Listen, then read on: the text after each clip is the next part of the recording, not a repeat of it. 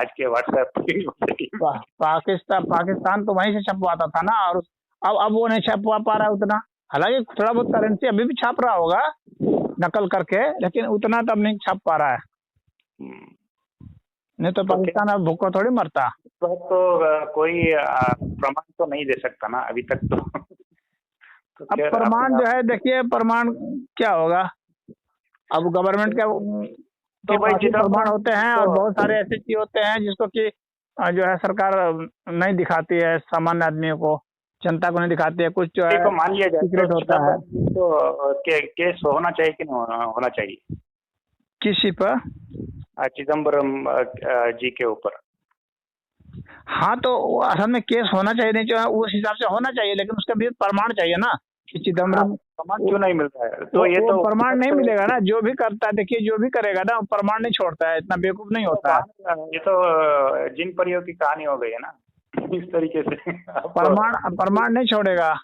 प्रमाण छोड़ेगा तब तो जेल जाना पड़ेगा। तो पकड़ाया भी था, ऐसी बात नहीं है कि केस नहीं चला, उस पर केस चले हैं, चिदम्बरम के ऊपर केस चले हैं, वो जमानत पर अभी है, ऐसा थोड़ी है कि नहीं चला है केस। हाँ, केस चला है, वो अलग कोई एसेट होगा उनके जो अवैध रूप से उन्होंने कोई संपत्ति किया होगा, भ्रष्टाचार के उस पर आरोप थे, तो उस तरीके से कोई आरोप रहा होगा, वो अलग विषय है। तो हम जो बातें कर रहे थे इस क्रोनोलॉजी के बीच में, तो ये 400 पार के नारे और उस तरीके से, तो ये सारे जोड़ के ही मैं कह रहा था कि किस तरीके से कारण काफी सारी चीजें ऐसे हो सकता है, शायद ना हो या हो। आपने जो वो ये मुद्दा, ये प्रोपेगेंडा है, ऐसा कुछ नहीं होने वाला। 400 क्या 500 भी अगर ले आएंगे तो भी कुछ नहीं होने वाला। हाँ, ये बात आपने जो कहा वो भी हो सकता है, लेकिन ये बात ये है कि जब कांग्रेस के टाइम पे ये मुद्दा क्यों नहीं हुआ? जब कांग्रेस की 400 पार हुआ था तब तो तानाशाही क्यों नहीं हुआ? ये भी एक सवाल पूछना पड़ेगा। तो कांग्रेस के टाइम पे भी एक मत चल रहा था उस तरीके से देखा जाए तो, जैसे कि तो कांग्रेस के पास भी 400 से प्लस था, तो कहाँ संविधान बदल दिए? नहीं, अच्छा, उन्होंने शाहबानो केस को उन्होंने पलट दिया ना, वो डिसीजन सुप्रीम कोर्ट के। हाँ, तो शाहबानो केस को वो पलट दिया, लेकिन वो जो शाहबानो केस जो मामला है ना, वो कॉन्स्टिट्यूशन के स्पिरिट के खिलाफ नहीं था। जैसे कि मोदी सरकार ने भी वो कर दिया, SC/ST वाला जो कोर्ट ने फैसला दिया था, जो हरिजन एक्ट की बात थी, तो मोदी सरकार ने भी तो पलट दिया था, नहीं मानी थी बात कोर्ट की। तो लेकिन उस पर कुछ नहीं होता है, क्योंकि वो जो है संविधान का जो स्पिरिट है उसके विरुद्ध में नहीं वो बना है ना।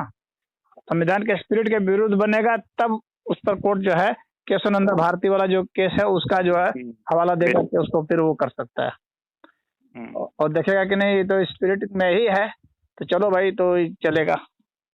तो उसमें कोर्ट के विरुद्ध भी अगर जा करके कोई बना देता है तो कोई बात नहीं है। तो आप ये कह रहे हैं कि जो हिंदू राष्ट्र बनाने के लिए ये जो संविधान बदलने की जो बात उठ रही है, जो विपक्ष आरोप लगा रहा है, वो बेबुनियाद है? हाँ, वो बेबुनियाद है, वो सिर्फ डराने के लिए है, मुसलमानों को वोट लेने के लिए। तो खैर वो भी एक ये भी हो सकता है, लेकिन बिना जो या तो भाजपा को ये करना पड़ेगा। देखिए, भाजपा हिंदुओं को भी बेवकूफ बना सकती है किस तरह से, वो हिंदू राष्ट्र कह करके और उसको हिंदू की परिभाषा इस तरह से कर देगा कि वो सेकुलर फ्रेम के तहत आ जाएगा। समझ रहे हैं? जो परिभाषा जो हिंदू का गढ़ेगा, तो वो इस तरह से गढ़ेगा कि भाई जो है वो सेकुलर का ही फ्रेम में आ गया, उसी स्पिरिट में आ गया, तो फिर कोर्ट को आपत्ति नहीं होगी, चलो भाई हिंदू राष्ट्र का एक नाम लिख लो, क्या फर्क पड़ रहा है, तो उसमें फिर कोर्ट छोड़ सकता है। और भाजपा ये भी कह दे कि हिंदुओं को देखो हमने हिंदू राष्ट्र बना दिया, अब पता चला कि सारा की वही का वही है, तो ऐसा हो सकता है, उसको मैं मान सकता हूँ। नहीं, हिंदू राष्ट्र बनाने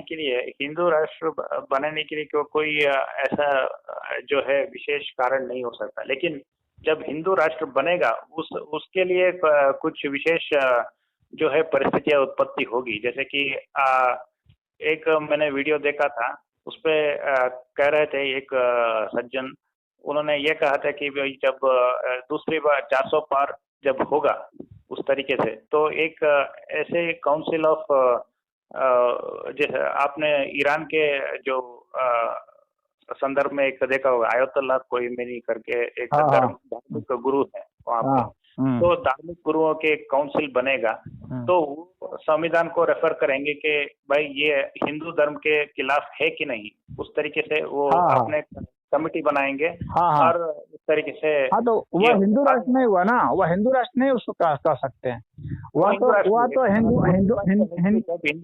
हिंदू राष्ट्र नहीं, उसको हिंदू राइट्स कह सकते हैं आप, कि हिंदुओं के राइट के विरुद्ध आप नहीं जा सकते। हिंदुओं के विरुद्ध आप क्यों कानून बनाएंगे भाई, जब आप मुसलमानों के विरुद्ध कोई कानून नहीं बना रहे हैं। हाँ, सिखों के कोई विरुद्ध कानून नहीं बना रहे, ईसाइयों के विरुद्ध कोई कानून नहीं बनाए, हिंदुओं के विरुद्ध क्यों कानून बनाएंगे आप? तो उसको जज कर सकते हैं, उसका काउंसिल बना सकते हैं, उस बात से मैं एग्री हूँ, वो कर सकते हैं। और उसको करने में संविधान का कोई भी स्पिरिट वायलेट नहीं हो रहा है। नहीं, वो एक सीजेआई के ऊपर है, वो सारे चीज उस तरीके से लीगली वो डिसाइड करने के लिए एक काउंसिल कमेटी हिंदू के जो भी वो कर सकते हैं। और उसमें सीजीआई उसको वो नहीं कर सकता कि ये गैर संवैधानिक है, उसको नहीं कर सकता।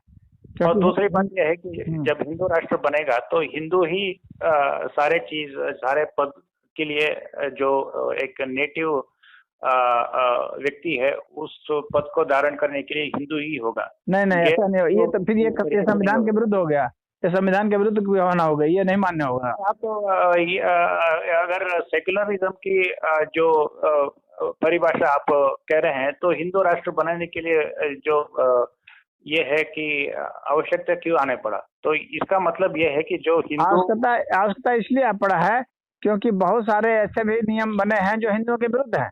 उदाहरण मैं दे रहा हूँ, जैसे उदाहरण दे रहा हूँ, वक्फ बोर्ड की बात कर रहे हैं ना। हाँ, जैसे वक्फ बोर्ड है, खाली वक्फ बोर्ड की बात नहीं है। वक्फ बोर्ड के अलावा है कि मंदिरों का अधिग्रहण आप कैसे क्यों कर लेते हैं, किसी मस्जिद का अधिग्रहण क्यों नहीं करते हैं?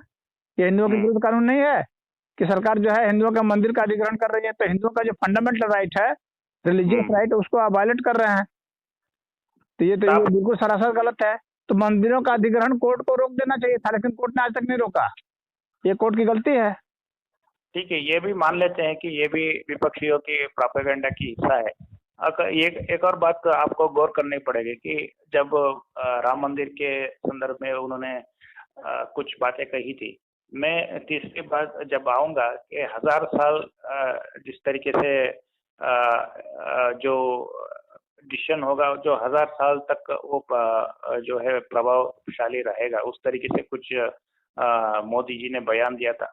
ये गौर करने वाली बात इसलिए है कि कुछ डिसीजन शायद लेंगे जो उस तरीके से प्रभावशाली हो, जिससे आने वाले जो पक्ष हो विपक्ष हो, आने के बाद भी शायद उस तरीके से कानून को शायद ना पलट पाए। वो क्या कानून लाएंगे, क्या ये तो हाइपोथेटिकल हो गया। तो जब आएगा कोई प्रस्ताव आएगा, प्रावधान आएगा, प्रपोजल आएगा, उस वक्त इस पर चर्चा हो सकती है। जब तक कुछ आया नहीं तो अब ये तो ख्याली कल्पना है, इसमें कुछ नहीं बात हो सकती। ये सब भाजपा के लोगों ने कह रहे हैं। नहीं, तो भाजपा का जब प्रावधान आएगा तब ना, वो लोग तो कोई अंडरबंड कोई भी कार्यकर्ता कुछ भी बोल देगा, उसका कौन वैल्यू है? जब कोई लीडर बोलता है, अगर मोदी जी कुछ प्रावधान रखते, बताते ये लाएंगे, या अमित शाह रखते तो उस पर बात हो सकती थी। कार्यकर्ता तो कुछ भी अंडरबंड बोल देगा, उसका क्या महत्व है?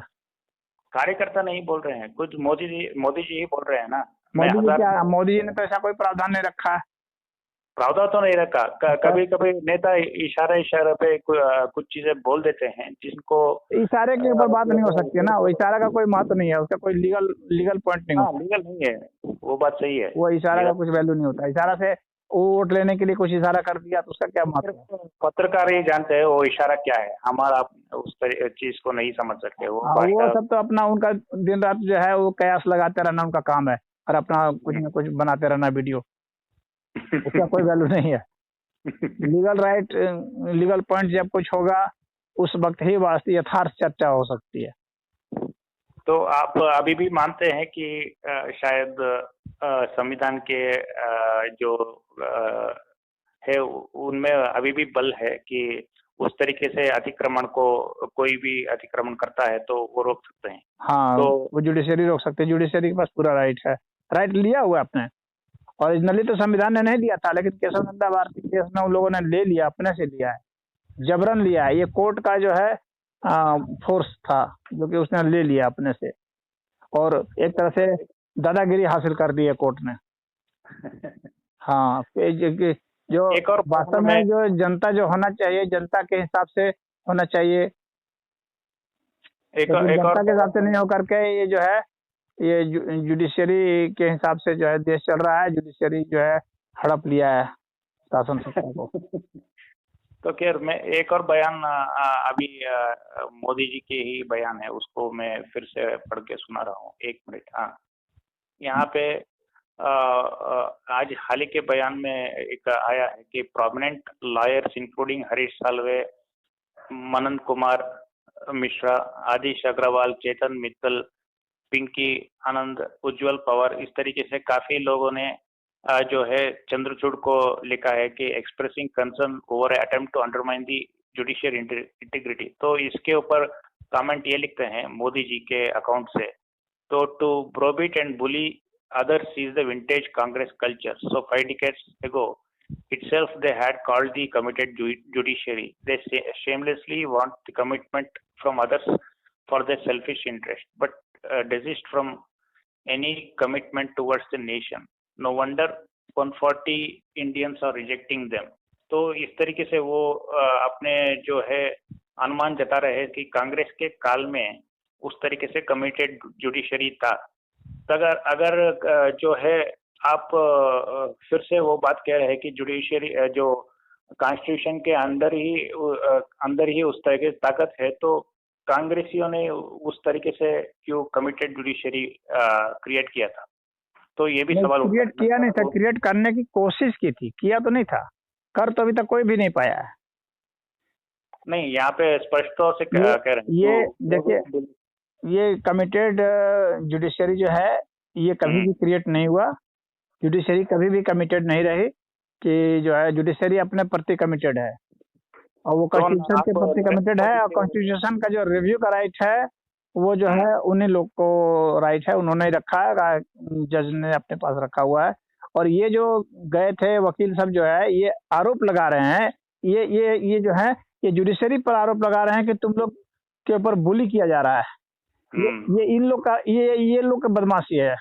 ये जो वकील है ना, ये 800 जो वकील गए हैं, तो इस तरह से 800 वकील के भाजपा भी 8000 वकील का प्रस्ताव दे सकती है जजों को। हाँ, तो ये इनकी बदमाशी है, ये कांग्रेस वालों की। ये 800 वकील को ले जाकर के कह दिया कि आपके ऊपर बुली किया है। अरे जब उसके ऊपर बुली होगी तो वो खुद बोलेगा कि मेरे ऊपर बुली किया जा रहा है। तो ये अगर सीजीआई अगर कहता कि मेरे पर बुली किया जा रहा है तो बात समझ में आती कि हाँ भाई बुली किया जा रहा है। तुम जाके कह रहे हो कि जो है तुम्हारे पर बुली किया जा रहा है, जिसको बुली किया जा रहा है उसको नहीं पता है। तो ये सब इनका ड्रामा है। ठीक है, वो आपने जो कहा वो ठीक है, उनको मान लेते हैं। तो यहाँ पे कमेंट जो खुद नरेंद्र मोदी के अकाउंट से ही आ रहा है कि आपने 5 दशक से पहले एक कमिटेड जुडिशियल हुआ करता था। नहीं, मैं मोदी जी की इस बात से सहमत नहीं हूँ कि मैं ये मान रहा हूँ कि जुडिशियरी को अभी तक जो है कोई भी सरकार हो वो अपने अधीन नहीं कर पाई है। हालांकि करने की कोशिश की है सब, इसमें कोई दो राय नहीं, लेकिन कर नहीं पाए हैं। जुडिशियरी अपने दम पर अभी तक अड़ी है, ना मोदी कर पाए। मोदी ने भी कोशिश की, और इंदिरा गांधी ने भी कोशिश की, राजीव गांधी ने भी कोशिश की। कोशिश तो बहुतों ने की, लेकिन अभी तक कोई सफल नहीं हुआ। अम्बेडकर ने भी कोशिश की थी, वो भी सफल नहीं हुए, कोई सफल नहीं हुआ अभी तक। तो कुछ जो एक जजमेंट जो भी आए हैं, तो उसके ऊपर आप संदेह नहीं जताएंगे?